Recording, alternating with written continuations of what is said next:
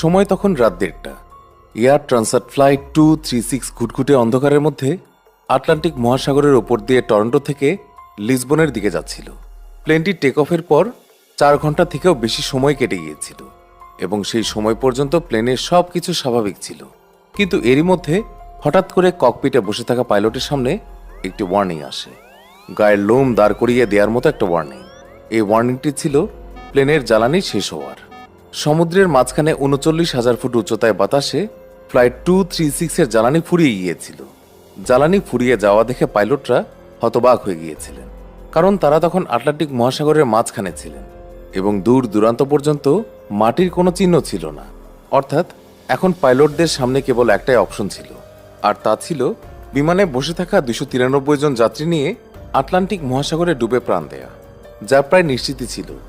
কিন্তু এরই মধ্যে হঠাৎ করে বিমানটির সাথে এমন কিছু ঘটে যা বেশ অবাক করার মতো ছিল। তো কি এমন ঘটেছিল সমুদ্রের মাঝখানে বাতাসে ৩৯,০০০ ফুট উচ্চতায় এয়ার ট্রান্সাট ফ্লাইট 236 এর সাথে, সেটাই জানবেন আজকের ভিডিওতে।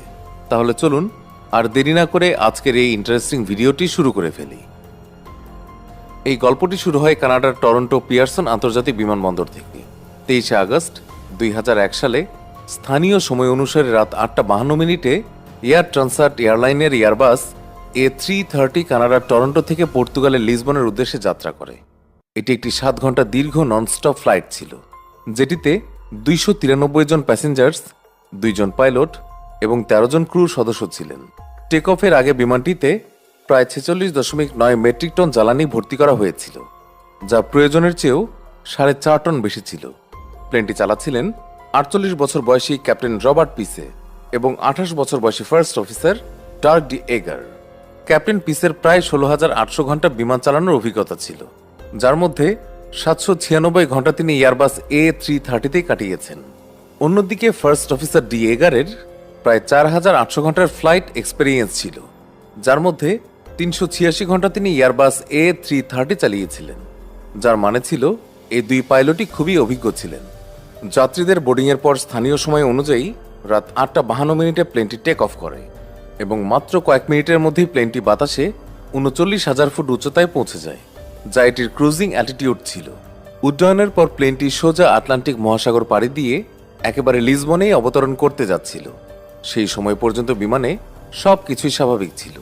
রাত হওয়ার কারণে অধিকাংশ যাত্রী তখন ঘুমিয়ে পড়েছিলেন। ক্রু সদস্য এবং পাইলটদেরও তেমন কোনো বিশেষ কাজ ছিল না। দেখতে দেখতে এভাবেই 4 ঘন্টা কেটে যায়। প্লেনটি এখন আটলান্টিক মহাসাগরের প্রায় মাঝামাঝি ছিল। এরই মাঝে হঠাৎ করে রাত 1:03 ক্যাপ্টেন রবার্ট পিসে ককপিটে একটি অস্বাভাবিক রিডিং নোটিস করেন। কিছু সময় পরে একটি এররও শো করা শুরু করে। সেই এররটি ছিল হাই ওয়েল প্রেশার, লো ওয়েল কোয়ান্টিটি এবং লো ওয়েল টেম্পারেচারের। এখন এই ধরনের দীর্ঘ ননস্টপ ফ্লাইটে এরকম ছোটখাটো এরর আসা নর্মাল ছিল। এমন পরিস্থিতিতে পাইলটরা নিজেরাই বা ক্রু মেম্বারের সাহায্যে ককপিটে বসে থেকেই সেগুলো ঠিক করে দিতেন। কিন্তু এয়ার ট্রান্সাট এয়ারলাইনের এই ফ্লাইটে যেই এররটি দেখা যাচ্ছিল তা স্বাভাবিক ছিল না। ক্যাপ্টেন এবং ফার্স্ট অফিসার উভয়েরই এয়ারবাস A330 ভরপুর অভিজ্ঞতা ছিল, কিন্তু তারা তাদের পুরো কেরিয়ারে এমন এরর আগে কখনো দেখেননি, যার কারণে তারা দুজনেই কনফিউজড হয়ে গিয়েছিলেন যে এই এররটি আসলে কিসের ছিল। কোনো রকম উপায় না দেখে তারা ফ্লাইট ম্যানুয়াল খুলে এই এররটি সম্পর্কে জানার চেষ্টা করেন, কিন্তু ফ্লাইট ম্যানুয়ালেও এই বিষয়ে কোনো তথ্য ছিল না। এখন যদি পাইলটরা চাইতেন তাহলে এই এররটি ইগনোরও করতে পারতেন, কিন্তু এটা স্পষ্ট যে কোনো পাইলট যাত্রী ভর্তি ফ্লাইট নিয়ে সমুদ্রের মাঝখানে কোনো রকম ঝুঁকি নিতে চাইবেন না, যার কারণে ক্যাপ্টেন পিসে এই এররটি সম্পর্কে জানতে এয়ার ট্রান্সাটের মেইনটেন্যান্স কন্ট্রোল সেন্টারের সঙ্গে যোগাযোগ করেন। কিন্তু আশ্চর্যের বিষয় ছিল প্লেনের মেইনটেন্যান্স টিমও এই এররটি সম্পর্কে কিছুই জানত না। তবে মেইনটেন্যান্স টিম পাইলটদের পরামর্শ অবশ্যই দিয়েছিল যে তারা যেন লাগাতার ওই এররটির উপর নজর রাখেন আর যত দ্রুত সম্ভব তারা ওই এররটি সম্পর্কে জানার চেষ্টা করবেন। এরপর অনেক সময় পেরিয়ে যায় এবং পাইলটরাও এখন এটা বিশ্বাস করে রিল্যাক্স হয়ে যান যে এই এররটি হয়তো কোনো ফল্টি সেন্সরের কারণে এসেছে, যা খুবই স্বাভাবিক ছিল। কিন্তু এই ঘটনার ঠিক আধ ঘন্টা পর রাত 1:36 পাইলটদের সামনে আরেকটি ওয়ার্নিং আসে, আর এই ওয়ার্নিংটি ছিল ফুয়েল ইমব্যালেন্সের।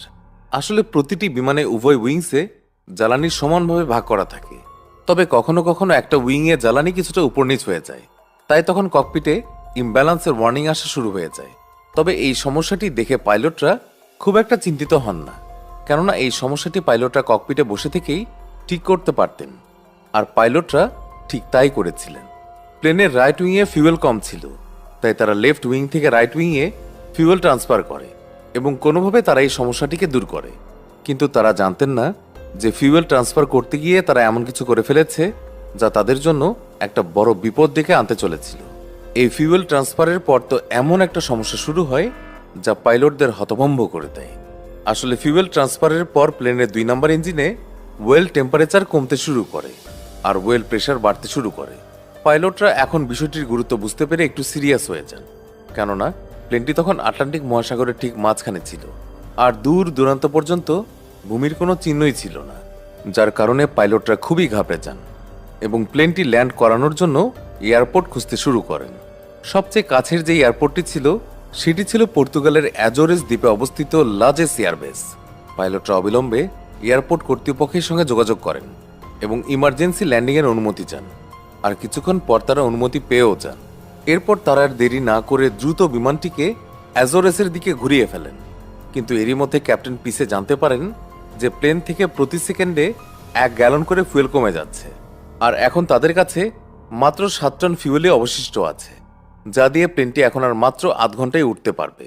আর লাজেস এয়ারপোর্ট এখনও তাদের থেকে 280 কিলোমিটার দূরে, অর্থাৎ তাদের কাছে এখন লাজেস পর্যন্ত পৌঁছানোর ফুয়েলও ছিল না। তারপরেও তারা হার না মেনে কোনোভাবে লাজেস পৌঁছানোর চেষ্টা করেন। কিন্তু এই পরিস্থিতি তখন আরও বেশি খারাপ হয়ে যায় যখন রাত 2:13 প্লেনের রাইট উইং এর 2 নম্বর ইঞ্জিনে আগুন লেগে যায়। আর এই দৃশ্য দেখে পাইলটের জ্ঞান হারানোর মতো অবস্থা হয়ে যায়, কেননা প্লেনে এখন মাত্র একটা ইঞ্জিনে অবশিষ্ট ছিল আর সেটিতেও খুব কম জ্বালানি বেঁচে ছিল। তবে যাই হোক, বাস্তবতা তো এটাই ছিল যে ওই একটি ইঞ্জিনই এখন প্লেনের শেষ সাপোর্ট ছিল। প্লেন এখন এক ইঞ্জিনে উড়ানোর জন্য ক্যাপ্টেন পিসে প্লেনটিকে 39,000 ফুট উচ্চতা থেকে 33,000 ফুট উচ্চতায় নিয়ে আসেন। জ্বালানি তখনও দ্রুত বেগে কমে যাচ্ছিল। পাইলটরা মনে করেছিলেন যে কোথাও কোনো লিকেজ হয়েছে হয়তো, তাই তারা সেই লিকেজটি খুঁজে বের করার চেষ্টা করেন, কিন্তু অন্ধকারের কারণে তারা সেটিকে খুঁজে পাননি। এরই মধ্যে প্লেনের মেইনটেনেন্স ইউনিট তাদের সঙ্গে যোগাযোগ করে এবং তাদের পরামর্শ দেয় যে প্লেনটি 33,000 ফুট উচ্চতা থেকে 20,000 ফুট উচ্চতায় নিয়ে আসতে, যাতে কোথাও কোনো লিকেজ থাকলে সেটাও শনাক্ত করা যেতে পারে। কিন্তু পাইলটরা এখন এই ধরনের ঝুঁকি নিতে পারছিলেন না, কেননা প্লেনটি যদি একবারে এত নিচে নেমে যেত আর লিকেজও শনাক্ত করা সম্ভব না হতো, তারপর তারা চাইলেও আর সেই উচ্চতায় ফিরে যেতে পারতেন না এবং তাদের বাধ্য হয়ে প্লেনটি সমুদ্রে ল্যান্ড করাতে হতো আর সাথে সাথেই পুরো প্লেনটি সমুদ্রে তলিয়ে যেত।